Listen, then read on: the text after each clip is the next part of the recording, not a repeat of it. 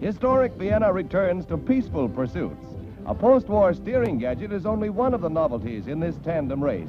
And after a flying start, it takes lots of body English to get around the corners, especially if your sidecar is a self-steerer.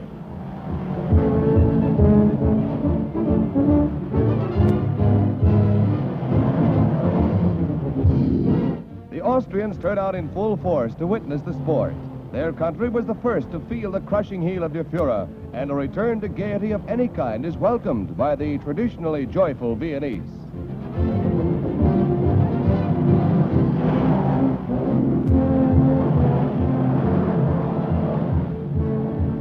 Air Force pictures show the first motorcycle race to be held here in 7 years, a race that ends with the usual upset.